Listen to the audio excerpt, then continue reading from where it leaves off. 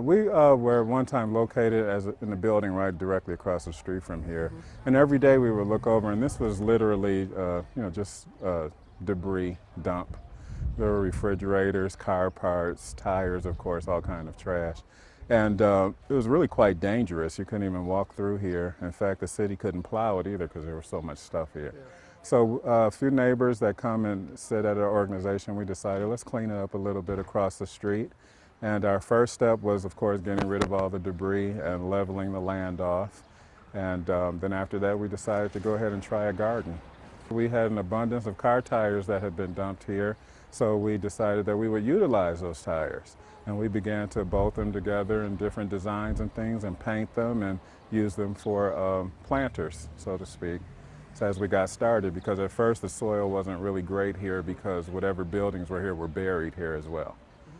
So we used the reusable materials, tires, some of the bathtubs and sinks and things like that were thrown here. We decided to use them to plant in. We did have a landscape architect who was offering, at the time when he saw us cleaning up, he had driven by and he was offering to design a park for us and help us get the materials to build, make his design come to fruition. And after I thought about it for a minute, I thought that the people of the community would appreciate it more if they had more of a hand in it and putting it together. Having something that was state of the art would be wonderful, but at the same time, I was thinking about how would it relate to the community and how would the community relate back to that. So what we decided was to pass up the opportunity. The gentleman still helped us in certain ways, and we went ahead and did our own thing. I used the creativity of the people of the community and to come out with this product. People come out daily, they bring their plants, and a lot of people start seedlings, so about this time of year they'll start bringing them and planting them down. And that's why we have them cleaning out the tires, because those are areas where people can plant in. And we all chip in. We cut the grass, some people come and they'll do weed whacking or whatever is needed, so. Okay. And I live close by, so there's a lot of communication and everybody chips in, does their part. I hear a lot of people saying, that this is their park, that this is their neighborhood. They're very proud of the things they did. The people in the community even painted the mural, and they're all very proud and protective and somewhat territorial over that, and so that's what I aim to do, to get people to be happy about where they live, to feel good when they're walking through their own neighborhood.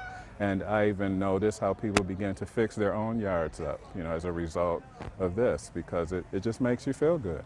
When you have a nice place, a nice, colorful, bright, happy place to come and sit and be peaceful and just be part of the community that you live in. It's definitely a community park. That's why we don't have any fence or any barriers. It's open to everyone.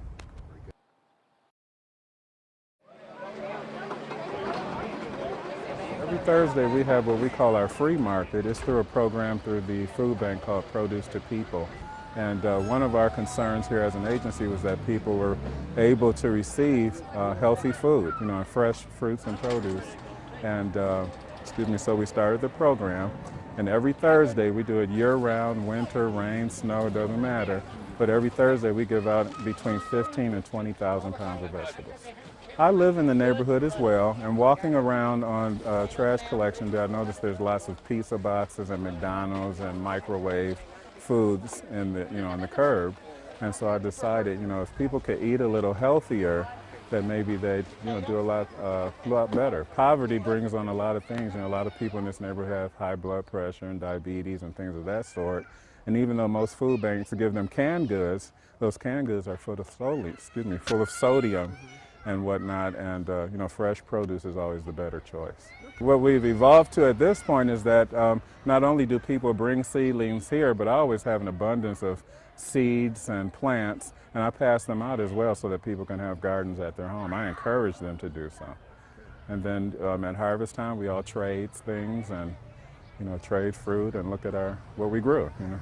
Our ministry is in helping people to better their quality of life as they see fit, because we all have different ideas about what makes our life good and what makes us happy.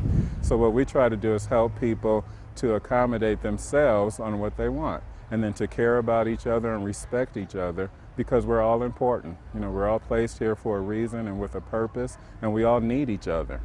So therefore, I just encourage people and let people know that you are needed. You know, lots of the people that are normally down and out or think they don't have any value, you know, those are the people that we really seek out and try to get them to interact with everyone else.